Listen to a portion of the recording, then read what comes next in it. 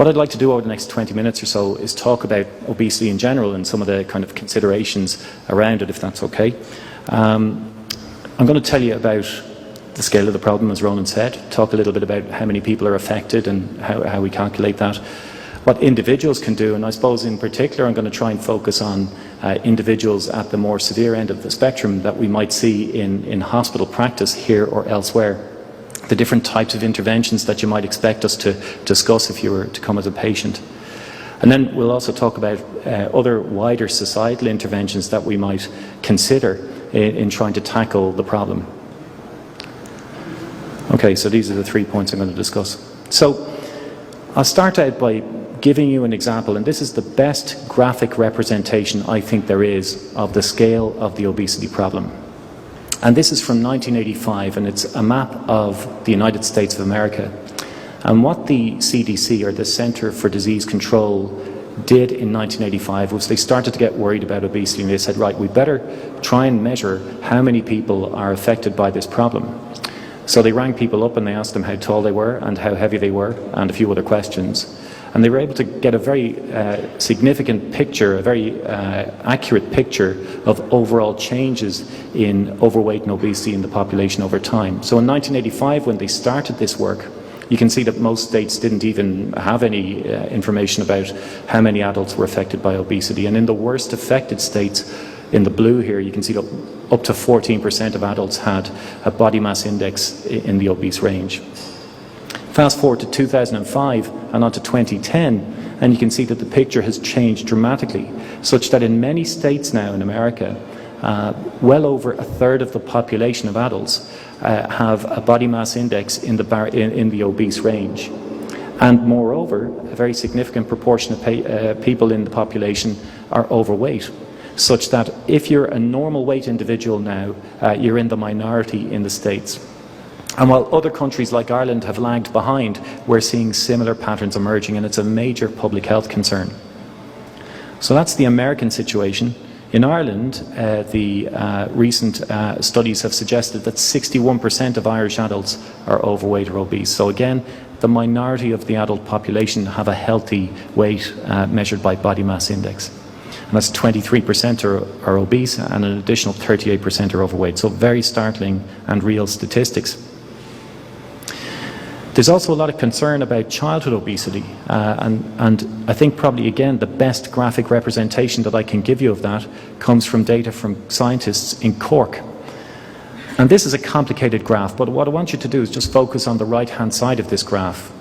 And what the graph does is it describes the average weight of children, in particular boys in this graph, in Cork in 1948, in 1970 and in 2002.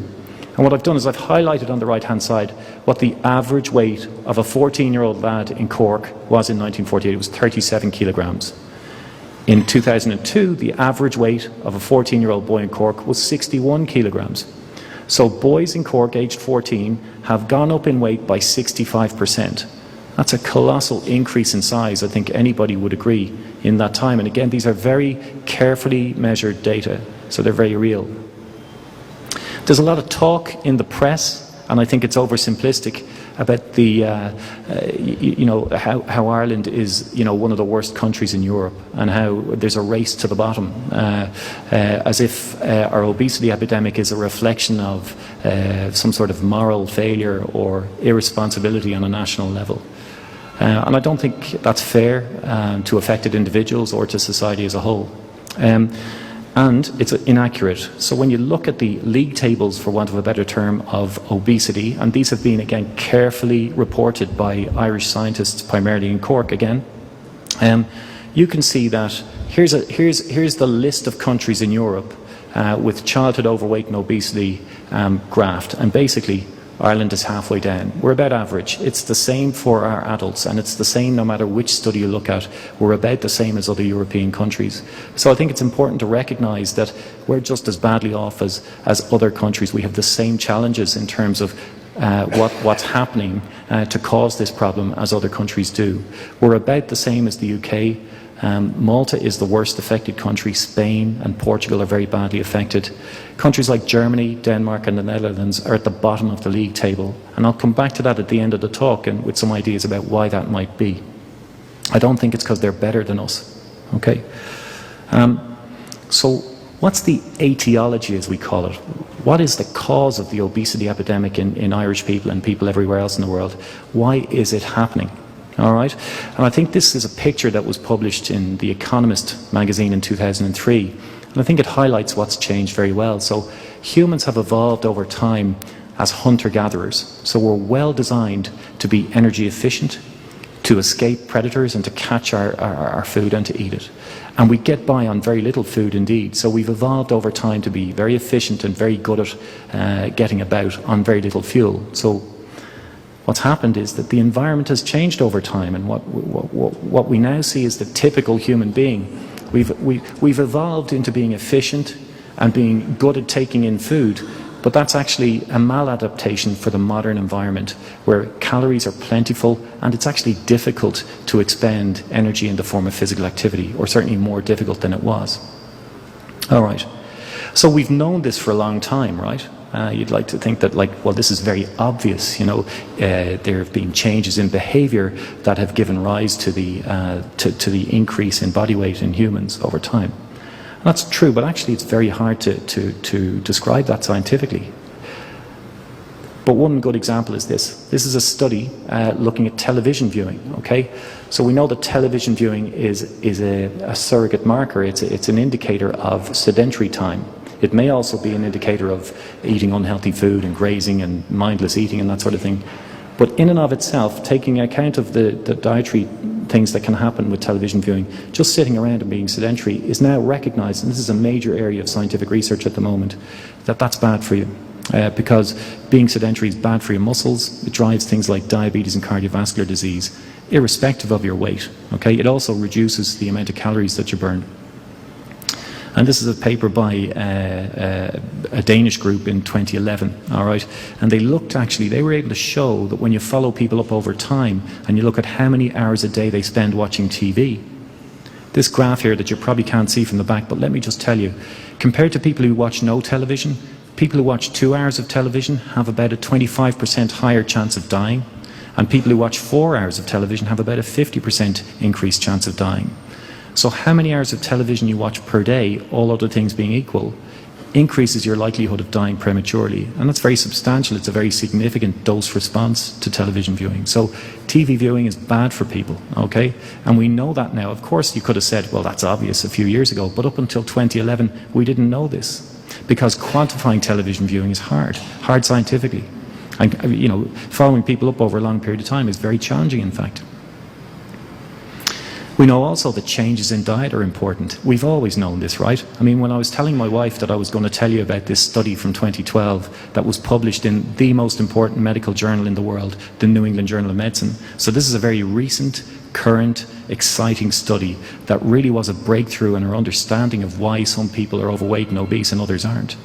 I was telling my wife, yeah, it's a study that shows that people who eat chips and crisps and sugar-sweetened beverages like soft drinks, they actually end up being heavier over time. She was saying, duh, like, don't tell them that. It's obvious. They're not going to enjoy your talk. So, but the reason I put the slide in is to highlight how challenging it is to actually prove this. And these breakthroughs really have only occurred in the last small number of years, in fact, even though we kind of knew it all along. We don't like to make assumptions. So this was a famous paper, and it showed that if you eat unhealthy food, you get heavy over time. All right, and then more recently there have been breakthroughs in our understanding of the influence of more specific dietary patterns on adverse health outcomes. So up until fairly recently, I would tell people, look, if you drink too much sugar-sweetened beverages, I don't want to pick on any one in particular, forgive the slide, you know, but if you drink too much sugary drinks, then that's bad for you. We kind of already knew that already, but actually the first paper to show that consumption of sugar-sweetened beverages increases your risk of diabetes was published about 3 months ago, all right? Remarkable, isn't it? That we think we know this stuff, but actually the science is only backing these observations up now. The first paper to show that, so this paper I mentioned shows that for every can of sugar-sweetened beverage you drink, your diabetes risk goes up by about 25%. If you're a child and you drink 1 can of sugar-sweetened beverage per day compared to no cans, your risk of obesity is increased by 26%. All right? So these patterns of behavior, these patterns of dietary behavior have a major impact on disease risk later in life and obesity risk later in life. So 20 years ago, this was a paper that was published in the British Medical Journal by 2 experts in the field, and they called it Obesity in Britain. Is it gluttony or is it sloth? And for many scientists and clinical people working in the obesity field, this was a line in the sand. They said, okay, hang on a second. This is grossly unfair to think that the causes of obesity are sort of biblical sins, you know, and deadly sins. It's much more complicated than that. So we've moved away from considering obesity in those oversimplistic terms, and trust me, they are oversimplistic, to looking at obesity in a more complicated way. And that is that it's a heritable neurobehavioral disorder. What does that mean? What that means is it's about how much food people eat, and it's about how much physical activity they do, but those behaviors are driven by very complex circuits in the brain that are difficult to modify and are way beyond volition and way beyond, you know, what we choose to do.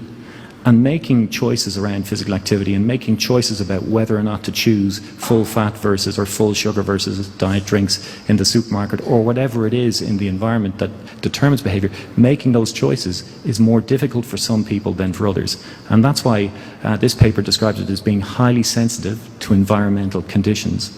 So where you have a situation where over the last 30 or 35 years there's been a massive increase in the availability of unhealthy foods and calorie-dense foods, which are much less expensive and much, as I said, more readily available, and where physical activity is harder because, you know, it might be more difficult for kids to cycle or walk to school, and it might be, you know, television remote controls and numerous other factors in our environment influence our energy expenditure. Where those changes occur, then some individuals are more likely to become overweight and obese in that environment than others. So there's often this debate about whether it's genetic or environmental. There's no debate about whether it's behavioural. Of course it's behavioural. But what I'm saying is some individuals are more prone to those adverse behaviours that make them overweight than others. And to call that a moral failure or a lack of intelligence is oversimplistic, I think. And it's not helpful. It doesn't really work. So what can affected individuals do? And as I mentioned, I'm looking not just at people who are carrying maybe 1 or 2 kilograms more than they should. I'm looking at individuals who maybe are more severely affected by overweight and obesity, partly because we know more about what's effective for those individuals. And I think the West of Ireland really does lead the way in sort of lifestyle modification programs. And in particular, CRE, the West of Ireland Cardiac Foundation, have an international reputation with their structured lifestyle programs. They really are second to none. And what CRE did as an example is they took patients with cardiovascular disease, so people who've had a stroke or a heart attack, and they got them into a program called MyAction. And they picked MyAction because there was good evidence from a study from an Irish cardiologist in London, Susan Connolly, that the program worked in London in people who'd had heart attacks and strokes. CRE said, well, can we bring that back to Ireland and modify it for an Irish population and see if it works here? And that's exactly what they did.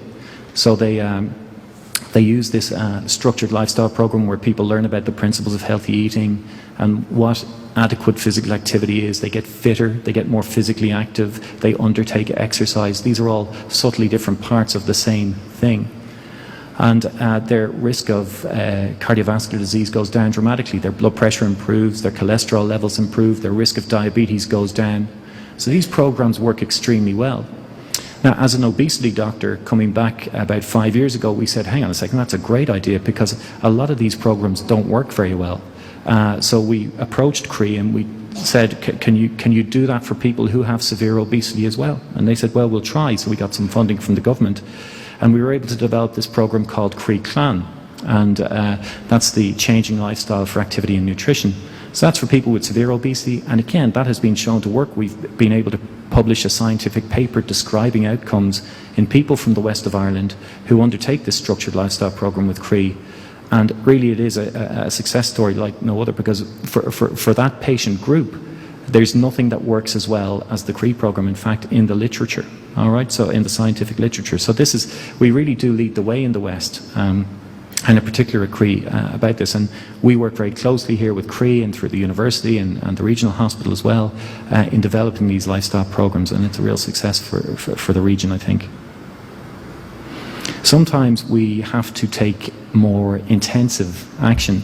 So occasionally patients with severe problems related to obesity, for example, if they've got very poorly controlled type 2 diabetes, if they've got a very high body mass index that stops them maybe getting in and out of a car, or it might be affecting their joints, their back or their knees, or it might be causing a problem called obstructive sleep apnea syndrome, where somebody has to go on a machine to help them breathe at night so that they don't suffocate basically, and they don't have severe problems with snoring and feeling sleepy during the day. So where people have severe and complicated obesity, we can invoke very short-term dietary replacements with milk. So one of the programs that we run involves replacing meals altogether for a period of time, typically 8 weeks, with 7 pints of milk a day. So that's not something that 99% of people would be fit for or would want. But it's an example of how, with appropriate, careful, structured, medically supervised dietary modification, people can do quite well. All right, so people need to take multivitamin tablets with that. Constipation is a major problem. And they need to take salt. They need to take an oxal cube at lunchtime as well. But it's carefully devised. It is not something that people should try at home, so to speak. It's something that needs to be done under very careful, multidisciplinary medical supervision involving a doctor, a nurse, a dietitian, and sometimes a psychologist as well. But these are the sorts of interventions now that we can offer to patients in the west of Ireland that we weren't able to do previously, now that we understand when to deploy those programs and when not to deploy those programs. About half of the people who start a program like that have to drop out because they can't tolerate it, but many of them do very well in the program. The problem then is sustainability. So what do you do after the program finishes? For many patients, the weight goes right back on again. So you have to do something else. It might be a CRE program, it might be having a knee replacement, or going on CPAP for your sleep apnea, or it might be having a more intensive surgical intervention for your weight. Okay. So these are the types of programs that a bariatric physician or an obesity physician like me would offer patients. And sometimes you feel like a centurion in the battle against obesity. Compared though to the bariatric surgeon, in other words, the obesity surgeon, we're completely ineffective. You know, so the obesity surgeon is much better equipped with interventions that have a much more significant effect on carefully selected patients. And bariatric surgery is here, it's real. The evidence base for it is very strong indeed. And I say that not as a surgeon myself, okay? So bariatric surgery involves removing a significant proportion of the stomach. It's a big operation. It involves reducing the size of the stomach by about 85%. And what that means is that people who eat too much food with meals, people who have difficulty with portion control, can feel fuller quicker when they eat. And they can also tend to feel less hungry in between meals. However, if somebody's an emotional eater, if somebody uses food to regulate how they're feeling, if somebody has a high intake of meltable calories like crisps or chocolate or ice cream or milkshakes, that sort of thing, then bariatric surgery is not going to work. And it's very important that individuals who are considering bariatric surgery are carefully counselled and worked up in advance. Bariatric surgery is part of a process of care that involves other things like lifestyle modification, seeing a psychologist, intensive dietary intervention obviously, and assessment for other medical problems like breathing problems, joint problems, liver problems, diabetes problems. So these are very complex patients, but their response to bariatric surgery is remarkable. Compared to any other weight loss intervention, bariatric surgery really is very, very impressive indeed. So, for example, studies like this, and again, the graph isn't all that important except that it represents how much weight people lose compared to a traditional lifestyle intervention, and the fact that that weight stays off for a prolonged period of time. So the follow-up studies in patients who've had bariatric surgery go out for 20 years now. In addition to maintaining significant weight loss over a long period of time, bariatric surgery also is the only weight loss intervention, in fact, with evidence that it reduces mortality. So bariatric surgery in carefully selected patients saves lives with a 24% reduction in mortality. So it's something that we are very keen to deploy, nationally to patients. We've got a submission into government to develop programs in Dublin, in Galway, in Cork, and in North Dublin as well as South County Dublin. And I think over time you're going to see an awful lot more people having bariatric surgery because of how good it is. The other thing about bariatric surgery is that it's cost effective. So in Britain in 2010 the government commissioned a report to see whether it was cost saving or cost effective to use bariatric surgery in the population. And they aptly titled this "Shedding the Pounds." And what they found was that over a 3-year period, if they offered bariatric surgery to a proportion of people who would benefit from it potentially, that they would save hundreds of millions of euro, in fact. So it's not just life-saving and cost-effective, but it has a significant improvement in patients' quality of life as well. So it's something we're very excited about. It's one thing to wax about, to talk about the bariatric surgical solutions for individuals who are severely affected by obesity, but really in the wider context of what's happening to us as a society, it sometimes feels futile, okay? We see things getting worse and worse and more people being affected by severe obesity. And probably the most graphic representation of that, and one of the most depressing pictures I've ever seen, and forgive me for being so negative, is this. So I don't know if anybody knows what's happening here, but I'll tell you what the story is. This is a school in Britain a few years ago where Jamie Oliver has come into the school and has decided that he's going to revolutionise the healthfulness and the nutritional value of the food that the children in the school are being served. So on the other side of the fence that you can see their hands sticking through it, are the children who are supposed to be eating their school lunch in Jamie Oliver's cafeteria. And on the left-hand side of the fence are the mums who are concerned that their children aren't getting enough food from Jamie Oliver and they're getting the wrong type of food. So they're worried that their kids aren't getting adequate nutrition, so they're taking orders for the local chip shop and then passing the chips through the fence when once they've come back from the tubing. That's actually what's happening in this picture. Now, that's not to criticise the mums, who I'm sure are very, ambitious for their kids and want to do the best for their kids. But it highlights to me how, there's a whole lot of confusion out there about what's right and what's wrong in terms of dietary choices and physical activity and that. And I think we're fighting a losing battle as long as there's ambiguity about whether Cocoa Pops are good for breakfast, or whether Nutella is a chocolate spread or a nutty spread. I mean, go and look at the Nutella website. It tells you you should give this to your children for breakfast. That's outrageous to suggest that that's a healthy choice. So this confusion is often propagated by a media that stands to gain a lot from it. And we have to do something about that, I believe. So what can everybody do on that tone? We talk to people, we say, governments tell us, listen, you need to exercise 5 times a week, all right? That's a complete guess, all right? We just picked that figure of 5 times a week out of the sky. Why not 6 times a week, okay? These are arbitrary guesstimates as to what people should do. And I think governments feel they have to say something to get people off the couch, so to speak. But really it's important to recognise how limited that sort of advice is going to be in terms of actually getting people to be more physically active. So rather than trying to change the environment, we're trying to change the people within that environment. Sometimes it feels to me like if childhood obesity was a flood, our solution would be to get children to swim harder. It's just completely ineffective. What we need to do is get the water level down again.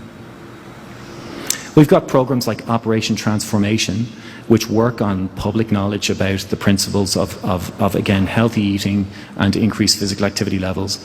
And in many ways, Operation Transformation does a tremendous amount of good in raising public awareness of those issues. And I think, when you look at the number of people who watch the program, it's awesome, like 600,000-700,000 people tune in on a weekly basis when it's running. And, those meetings in the park, the Couch to 5K, these are all excellent public health initiatives. There's a but. I think Operation Transformation is a game of two halves, and it's symptomatic of the culture that we have around obesity in Ireland. There's also the downside. You've got these weigh-ins where you have vulnerable contestants in scantily clad lycra, which would not be best clinical practice when you're weighing patients. They should be wearing loose-fitting clothes. But this is good television and it's entertainment. And they make overweight and obesity about moral failure, personal irresponsibility, not looking nice. And a level, an inadequate intellect and inadequate understanding of the facts. Many people I see have PhDs in medicine or science or nutrition. They've played rugby or other sports at international level and they struggle with their weight. It's not because they are lazy or greedy or that they they don't understand what the issues are. It's because they can't overcome their biological tendency to eat too much food. So I sometimes look at Operation Transformation as Operation Humiliation. I don't want to tell you how long it took me to write humiliation on the thing there, but okay, that's why I was late this evening, just kidding.